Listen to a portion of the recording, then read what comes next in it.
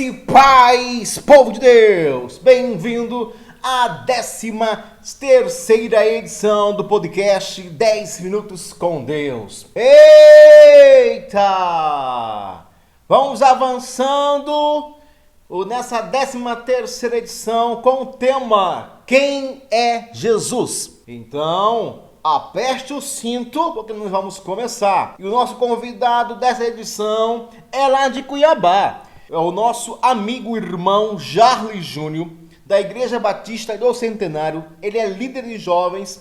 Então, Jarly Júnior, bem-vindo. Se apresenta ao pessoal. Produção, a palmas.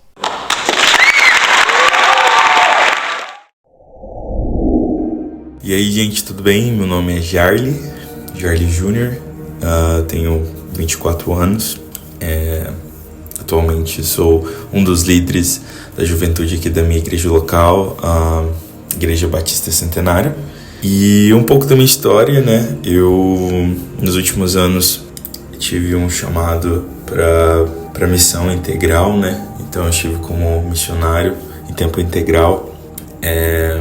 4 anos atrás, Deus abriu uma porta para mim para eu fazer a minha TED, né?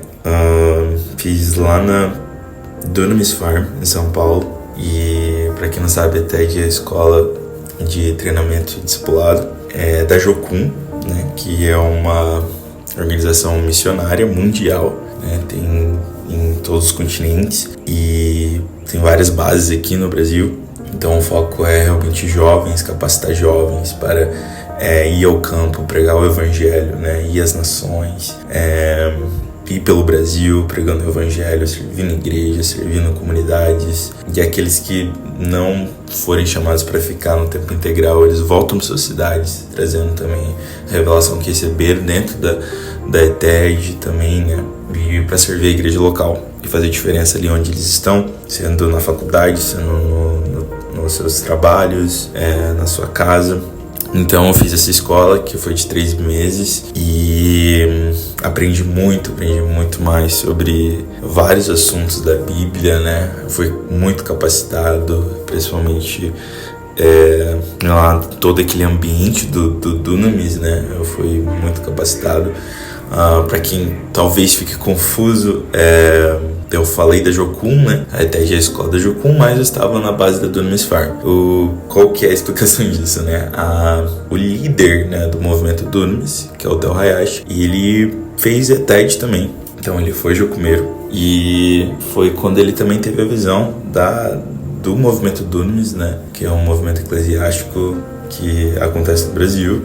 E ele teve essa visão sobre o movimento, teve a visão sobre a fazenda, né, a farm. Então, quando ele fez a farm, ele já fez essa conexão com a Jocum, né, e ele já conhecia o Lauren, que é o fundador da Jocum. E acabou que a escola, a ETED, ela rola, né, ela rolou por muitos anos ali na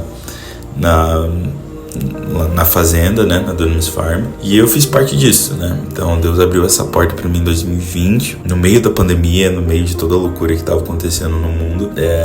Deus, ele falou com os líderes dessa minha escola que eu fiz e nós tivemos muita fé, né? Fomos muito corajosos, todas as pessoas que foram chamadas a fazer escola no meio da pandemia e as pessoas que deram seu sim a Deus e os meus líderes também. Então, eu fiz essa escola, né, que foi muito bom. Dentro da escola existe um período prático e eu fiz esse tempo prático também, onde a gente é enviado como um grupo para um lugar, né, para praticar tudo aquilo que a gente aprendeu no tempo teórico da escola, né, todas as aulas. Essa foi a minha primeira viagem missionária e eu fui para o Maranhão, né? Especificamente eu fui para São Luís, fui para o sertão do Maranhão também e foi incrível. Foram também 3 meses de prático que foi surreal, onde eu vi muitos sinais, maravilhas, sabe? Vivi realmente a Bíblia ali, né? Aquilo que a gente lê em Atos, né? Eu posso dizer que realmente eu vivi aquilo de verdade, sabe? Pude experimentar daquilo, do poder do evangelho, do sobrenatural, do evangelho, e foi incrível, me marcou muito. Depois disso, Deus confirmou que era para eu continuar na missão, então eu continuei. No outro ano, em 2021, eu tive um outro direcionamento para ir para uma escola de louvor e adoração que se chama Elite, já em outro lugar agora, realmente numa base da Jocum, lá em Almirante Tamandaré, ao lado de Curitiba. E eu fiz essa escola, onde também fui muito capacitado, onde recebi muita revelação sobre adoração, o que é adoração. Servi muitas igrejas, né? A Elite, ela tem uma visão de servir igrejas, né? Servir as igrejas locais, capacitar e ajudar naquilo que a igreja tem dificuldade, nas necessidades, na carência da igreja. A gente está ali para servir mesmo e fazer ser usado por Deus, melhorar aquilo que precisa melhorar. Foi muito bom, cresci muito nesse tempo também, fui muito esticado por Deus, né? Saí muito da minha zona de conforto, mas cada vez mais estava ali crescendo em revelação, em conhecimento. Essa escola também teve um período prático que foi a Europa, para onde eu fui. Então, na mesma ideia da ETED, né? Tipo assim, para praticar aquilo que a gente aprendeu no tempo teórico da escola, em todas as coisas, a gente tem muitas aulas, né? E é importante a gente praticar, né? Porque o evangelho, ele é prático, né? Ele não pode ser só ouvido, né? Tiago, ele fala isso, né? Na sua epístola, que ele fala: não sejais apenas ouvintes, né, mas praticantes da palavra, né? E foi o que aconteceu, né? É o que a Jocum avisa também, a prática. E a gente foi pra Europa, né? Foi onde Deus direcionou. Eu fui dessas equipes que foi pra lá. A gente viveu coisas loucas também na Europa, né? Um outro contexto, uma outra realidade espiritual também, social, tudo, né? Eu não tenho tempo pra falar todas as experiências que tive em todos esses lugares que eu fui, mas só dando um resumão de onde eu estive nos últimos anos, as escolas que eu fiz. Depois que eu voltei dessa viagem, eu servi essa escola que eu fiz, né? Eu voltei como obreiro, né? Como voluntário para Jocum, então servi como uma missionária integral ali, servi na escola, servi a base onde eu estava, e foi muito bom, cresci muito também nesse sentido como obreiro, não mais agora como aluno, mas como obreiro, e foi incrível, né? Tanto que a gente cresce quando a gente está servindo pessoas, né? Tem vários desafios, vivi muitos desafios financeiros, venci pela graça de Deus, vi o sobrenatural de Deus diversas vezes, e foi incrível. Ano passado eu fiz a minha última escola, que foi o DBS, que é a escola da Bíblia, né? Eu fiz lá na Dunamis Farm também, Deus me deu esse direcionamento de voltar pra lá. Então eu voltei e fiz essa escola que foi tremendo. A gente lê toda a Bíblia em 3 meses, então eu estudei a Bíblia por 3 meses, li ela toda em grupo, né? Cresci muito também, Deus falou muito comigo. Eu acho que eu nunca li a Bíblia como eu li nessa escola, assim, abriu minha visão sobre muitas coisas, aprendi muitas coisas que eu nunca tinha imaginado sobre a Bíblia, né? E coisas que às vezes passa despercebido, né? Então foi muito incrível. Foi uma escola que me marcou bastante. Eu sou muito grato por ter feito ela. Depois disso eu fui para os Estados Unidos, onde eu servi uma igreja local, né? Por uns 2 meses. Lá em Atlanta, na Georgia, e foi um tempo muito desafiador também, porque foi a primeira vez que eu fiz essa viagem internacional sozinho, sem grupo, sem ninguém. Então foi muito desafiador, financeiramente, emocionalmente, tudo, sim. Fui pela graça mesmo, fui pela fé. E foi minha última viagem missionária. Depois eu voltei dos Estados Unidos, Deus me deu esse direcionamento de estar servindo uma igreja local, de estar me capacitando para as coisas que Ele quer que eu viva no futuro. E eu tenho esse chamado muito forte para música, né? Para servir a Deus pela música. E eu tenho me capacitado nisso. No momento eu estou fazendo uma faculdade de design musical nessa visão, de ser usado por Deus nessa área. Eu acho que é isso. Então, esse é um pouco da minha história, um pouquinho sobre mim. É isso aí. Aleluia! Não te prepara, filho, porque Deus tem coisas extraordinárias, grandes para você ainda esse tempo. Amém? Minha primeira pergunta: nós sabemos que muitas pessoas ainda nunca ouviram falar de Jesus. Infelizmente, tem pessoas no Brasil que ainda nunca ouviram falar de Jesus. Ou tem uma imagem errada de Jesus. Então, diga para nós, Jardim Júnior, quem é Jesus? Quem é Jesus? Acho que essa é a pergunta de milhões, né? Anos atrás eu responderia essa pergunta de forma rápida e pronta, mas em 2019 eu li esse livro do Alessandro Vilas Boas, que o nome do livro é Quem é Jesus? E ele fala sobre como essa pergunta ela é profunda, sabe? A gente geralmente tem essas respostas prontas por aquilo que a gente já ouviu de outras pessoas, pregações, mas essa pergunta é pra nós. Ela exige uma revelação pessoal, para que ela não seja superficial. Ela demanda que a gente responda do íntimo do nosso coração, sabe? Procure lá quem é Jesus. E nesse livro fala sobre como a gente vai precisar da eternidade inteira para responder essa pergunta, né? Porque Jesus é eterno, né? Em João 17 vai falar sobre que a vida eterna é conhecer a Cristo. Então, se a vida eterna é conhecer a Cristo, eu fui criado para isso, eu fui criado para conhecer a Cristo. Só essa vida aqui na Terra não é suficiente para que eu defina quem Jesus é, sabe? E nem um momento ou uma experiência. Porque a gente pode pegar um momento, né? Uma experiência que a gente teve com Deus, sobrenatural, e falar assim, Deus é isso. E ele não quer dizer que ele não seja aquilo que você está falando. Então, você teve uma experiência que Deus proveu na sua vida, algo, então você vai falar assim, não, Deus, Jesus, ele é provedor, né? Jeová Jireh. Mas ele é muito mais que isso, sabe? Ele é muito mais. Então, ele é muito mais do que esse Deus que cura, que salva. Ele é todas essas coisas e muito, muito mais. Então, quem é Jesus? É difícil responder, é difícil, que nem eu tô falando, definir uma palavra. Mas, pra mim, Jarly, Jesus perguntasse assim e fosse uma resposta rápida e pessoal e que define o meu relacionamento com ele, seria que Jesus é o meu amado, sabe? Ele é o meu amado, ele é o meu grande amor, ele é a pessoa com quem eu me apaixonei e queimou todos os outros amores, e onde meu coração se inclinou a ele. Eu acho que seria como eu definiria a pessoa de Cristo, sabe?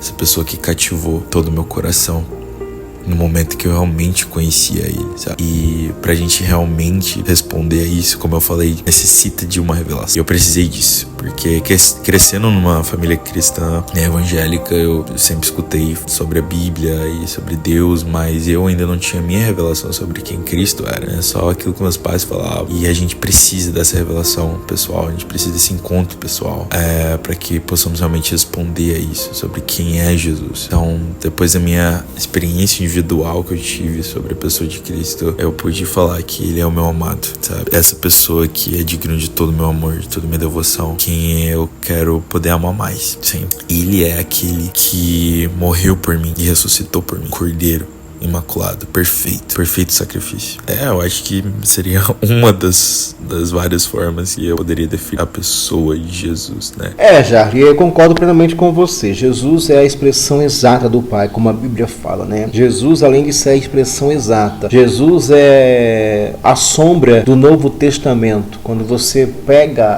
a palavra do Senhor, no Gênesis capítulo 3, verso 15, diz assim: e porém inimizade entre ti e a mulher, e entre tua semente e a semente esta ferirá a cabeça, e tu ferirá o carcanha. Sabe? Estava falando de Jesus, quando Deus apresentou isso, sabe? Então, os profetas da antiga aliança falavam de Jesus, mas em forma de sombra. Como você mesmo falou, ele é o Cordeiro perfeito. Ele é o Cordeiro perfeito. Quando Abraão levou o teu filho ali naquele monte, e Abraão estava ali para matar o teu filho.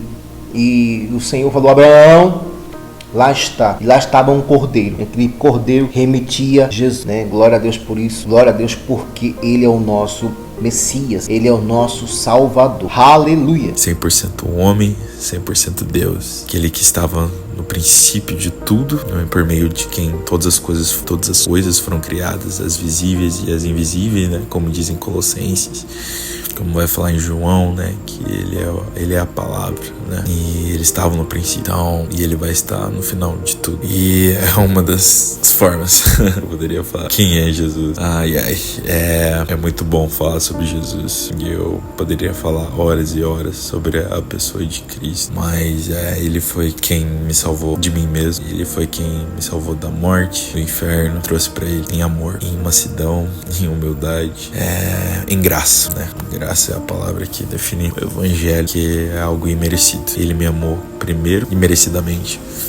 Eu acho que foi isso que me cativou a Jesus. E é por isso que ele virou o meu amado, sabe? Porque ele me amou primeiro. Ele me amou mesmo eu estando errado, mesmo eu não merecendo, quando eu estava quebrado. E eu sei que ele sempre vai me amar. Então isso é loucura, né? Para o ser humano. Porque o ser humano, ele tem esse amor condicional e Deus tem esse amor incondicional. E isso é a loucura do evangelho, sabe? Esse Deus que nos ama tanto, que se fez homem e morreu por nós. Isso é a loucura do evangelho. E é por isso que Jesus, pra mim, é o meu amado, meu grande amado, meu grande amor. Aleluia! Aleluia! Deus é amor, né? E graças a Ele pelo seu Filho amado. Bom, sabemos que Jesus era o Cordeiro perfeito quando nós vimos lá em Gênesis capítulo 3, verso 15, né? Que eu acabei de ler para vocês aí. Jesus Cristo é o Messias, Ele é o único caminho. Então podemos dizer que não há outro caminho sem ser Jesus, não é isso? Sim, Jesus, ele é o único caminho, né? Ele mesmo diz isso, né? Eu sou a verdade e a vida, ninguém vem ao Pai a não ser por mim, né? Nós entendemos, né, isso lendo a Bíblia, que apenas Cristo poderia nos salvar da ira de Deus, né? Apenas Ele poderia abrir novamente esse caminho para o Pai, aquilo que foi perdido no pecado do homem e da mulher ali em Gênesis, ali no Jardim do Éden, né? Através da desobediência, e só Jesus poderia restaurar isso, né? E vamos ver no percorrer da Bíblia várias profecias sendo faladas sobre Isaías, Jeremias, né? Nós temos ali Isaías 53, que fala exatamente dos servos sofredores. As outras passagens onde são messiânicas, onde fala sobre a vinda de Jesus, né? E nós, aqueles que têm fé no sacrifício de Cristo, né? Na ressurreição de Cristo, nós sabemos que Ele é a nossa salvação, a única salvação. Não existem vários caminhos, não existe um relativismo, existe apenas Cristo, o nosso Messias esperado, né? O nosso Yeshua, né? Nosso Salvador, o Cordeiro que tira o pecado do mundo, né? Assim como João disse, né? E falou de Jesus quando viu ele, né? Então, João Batista no caso. Então, sim, podemos entender que Jesus, ele é o único caminho, ele é o nosso Salvador. Não existe outro, não existe outro Cristo a não ser Jesus, né? Ressurreto. Então, essa é a revelação, esse é o nosso entendimento, né? Como cristãos, existe apenas uma verdade, e essa verdade é Cristo. É o fundamento, nosso alicerce, nossa rocha, e onde toda a nossa fé está. Se não fosse Jesus, não teríamos esperança, não teríamos alegria, e ainda estaríamos perdidos, mortos e separados de Deus, nosso Pai. E através de Jesus, nós temos livre acesso à sala do trono, né, Jal? Porque a própria palavra do Senhor diz que o véu se rasgou de cima para baixo, ou melhor, de baixo para cima. E então nós temos livre acesso à sala do trono, né? Nós não precisamos mais procurar os sacerdotes para que matassem um cordeiro como antigamente. O cordeiro já foi morto, que foi Jesus. Então hoje nós temos livre acesso à sala do trono. Chegamos ao Pai, que Ele vos chegará a vós, né? E graças a Deus por Jesus. Ele é o caminho, a verdade, a vida, como você falou. E graças a Ele nós podemos ter uma intimidade com o Pai. A intenção de Deus sempre foi unir Ele ao homem. Ou seja, o Deus, ele sempre quis ter intimidade com o homem. Desde a época do Jardim do Éden, que a Bíblia fala que Deus descia até o jardim do homem para conversar com Adão. Então essa é a vontade do Pai, que era ter uma intimidade com Ele todos os dias. Sabe, querido? E essa intimidade com Ele foi resgatada na cruz do Calvário através de Jesus Cristo. Aleluia por isso. Aleluia! Então, Jarle, hoje, como você descreveria, como pode falar de uma forma bem abrangente? Então, como que você poderia descrever esse nosso irmão mais velho? Como eu descreveria mais de forma abrangente sobre Jesus? Bom, existem várias maneiras, né, de falar sobre como o que Jesus representa para nós, né, cristãos, sobre quem ele é. Podemos falar de Jesus como um servo, aquele que serviu. Podemos falar de Jesus como o nosso rei, que ele é o nosso rei, o rei da glória. Podemos falar de Jesus, o carpinteiro, aquele que foi um homem, que foi simples, que foi humano, que sofreu como a gente, que passou as mesmas coisas que a gente, resistiu à tentação do pecado, foi santo como um homem perfeito. Não, podemos falar de muitas coisas, né, sobre Jesus, de uma forma mais abrangente, né? Mas eu gosto muito, pelo menos ultimamente, é algo que tem me chamado muita atenção em relação à pessoa de Cristo, ele como Cordeiro de Deus, como Filho. Essas duas coisas, como Filho, como o Cordeiro de Deus. Quando vamos ler ali em Apocalipse sobre a visão que João teve ali do trono de Deus, e sobre o cordeiro que tinha 7 olhos, 7 chifres, estava lá, como parecia que tivesse sido morto, e ele estava, o cordeiro, diante do trono. Nossa, isso pra mim é uma imagem muito forte, sabe? Que Cristo também é referido na Bíblia como o leão da tribo de Judá, mas também como um cordeiro, sabe? Porque ele se entregou, sabe? Ele se colocou vulnerável a ser morto, sem defesa, sem nada. E ele foi morto como um cordeiro, né? Porque ele escolheu ser.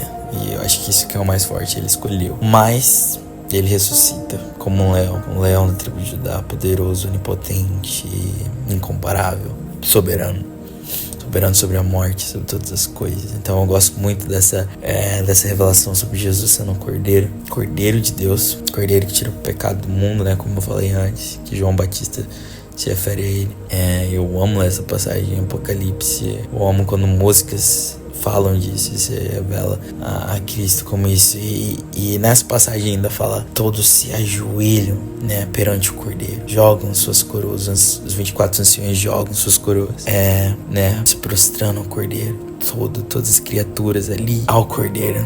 E isso pra mim é incrível, e eu fico imaginando João tendo essa visão, né, e como ele deve ter sentido maravilhado, aterrorizado, né, com a glória de Deus, porque a glória de Deus ela é aterrorizante, né, para nós como humanos ainda, muitas coisas que vão além da nossa mente, né, e como Jacó ele fala, né, quando ele tem o sonho dos anjos subindo e descendo, e ele fala: quão terrível esse lugar, né, Deus está aqui, e, enfim, mas a terrível glória, né? Mas ainda assim é lindo, é perfeito. E eu fico imaginando isso, né? Porque quando você pensa no cordeiro com 7 olhos, 7 chifres, você fica: meu Deus, né?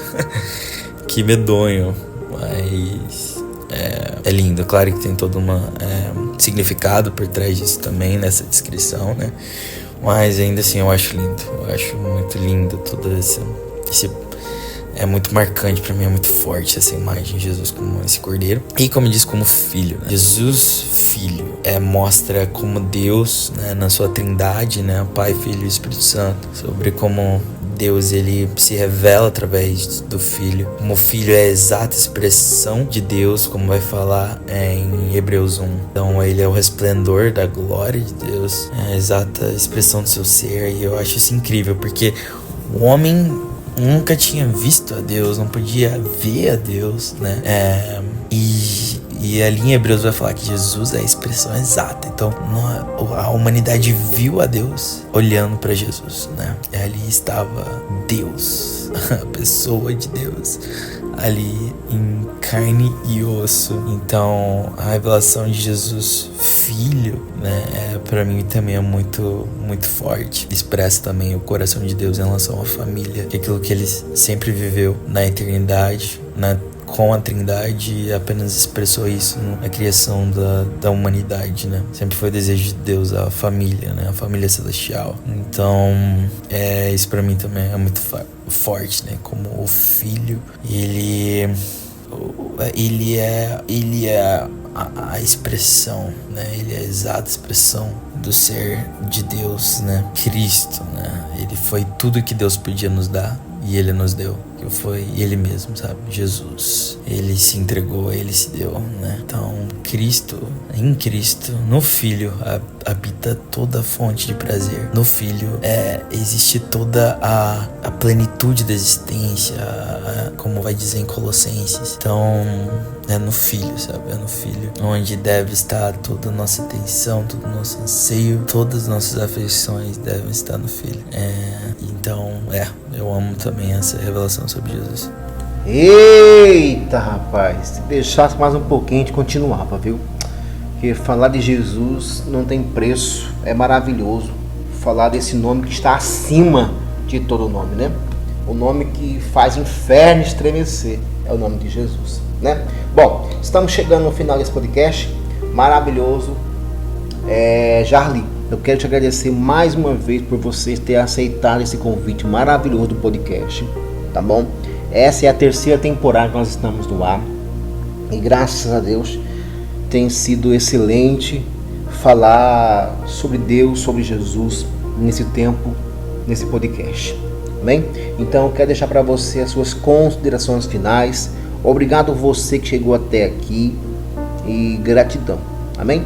E não se esqueça não, gente, quiser perguntar alguma coisa, comentar alguma coisa sobre o nome de Jesus, aqui embaixo você pode fazer isso, você pode comentar, você pode indicar alguém, e não esqueça de compartilhar não, tá bom? Você é uma ponte que está fazendo esse podcast mais longe, amém? Já é com você.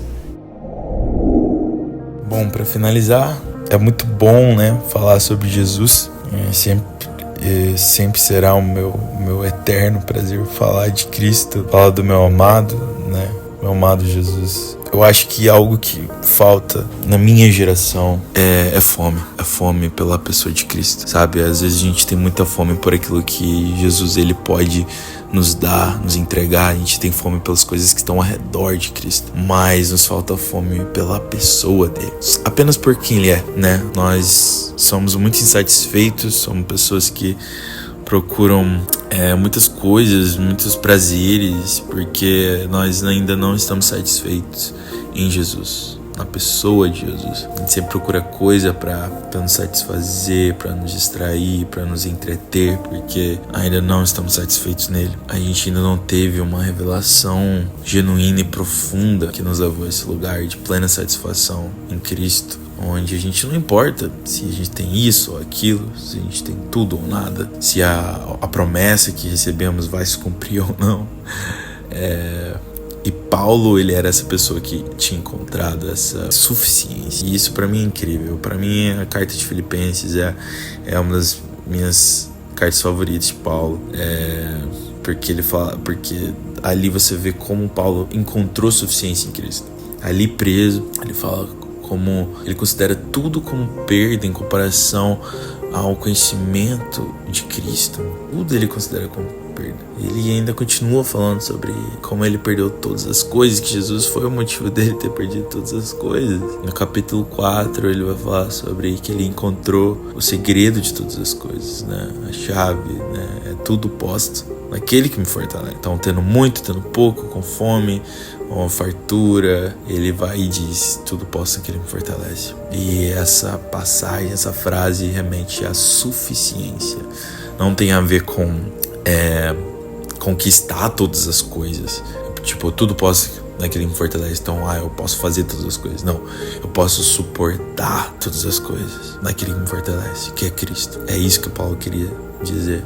suficiência. E Deus tem me falado muito sobre suficiência, satisfação nesses últimos dias, nesses últimos anos, porque muitas vezes nossa expectativa de satisfação, de plenitude está quando uma bênção chegar, quando uma cura chegar, quando um milagre acontecer, mas a coisa mais preciosa, aquilo que é o motivo de tudo, que é a pessoa de Jesus, ainda não é nosso maior prazer, não é nosso maior anseio, ainda não é a nossa maior satisfação. E existe um problema nisso.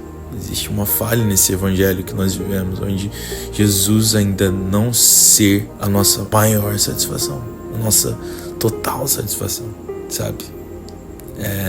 Porque é tudo sobre Ele. Se é tudo sobre Ele, por que eu ainda tenho tanto foco, ou meus anseios estão em todos os outros lugares, menos nele, menos na pessoa de Jesus? Porque Ele ainda não é suficiente na minha vida? Porque eu ainda negocio tantas coisas, sabendo que Cristo é suficiente, né? Que Ele é a pedra de grande valor, né? Como vai dizendo as parábolas, né? Que o próprio Jesus fala. E Ele é a pérola de grande valor, sabe? Ele é o bem mais precioso. Ele é o tesouro escondido. É Ele, nada mais. Então toda a nossa fonte de prazer deve estar na pessoa de Cristo e em nenhum outro lugar. E na nossa geração, mais do que nunca, a gente tem várias opções onde colocar nossos anseios e nossos desejos, né? O mundo faz isso, o diabo propõe isso, mas nossos olhos devem estar fixos na pessoa de Jesus e apenas nele, o qual é digno de todo o nosso coração, toda a nossa devoção.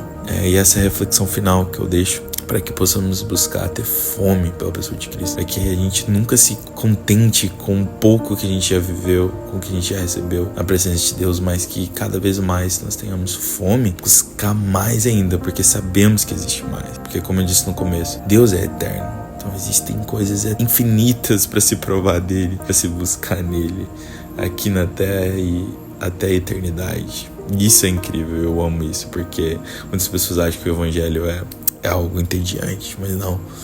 Nos falta revelação, nos falta renovação de mente para entender que o evangelho é empolgante, que é algo vivo, é algo prático, é algo poderoso, se a gente se dispor a viver, se a gente sair da nossa zona de conforto e se a gente colocar como foco, como principal objetivo, ter Jesus como nossa maior satisfação, como nossa fonte de prazer. Então eu quero terminar orando para todos que estão ouvindo nesse momento. Senhor Jesus, eu declaro um batismo de fome no espírito de toda pessoa que estiver ouvindo, Deus, esse podcast. Eu declaro em nome de Jesus um batismo de fome, Deus, de paixão genuína pela sua pessoa, Jesus. Que essas pessoas possam escutar isso, Deus, e uma inconformação possa ser gerado no coração delas, de falar que elas querem mais, que elas querem conhecer mais, que elas ainda não estão satisfeitas, Deus, com o que elas estão vivendo, com a vida que elas estão vivendo. Elas querem mais fundo, mais profundo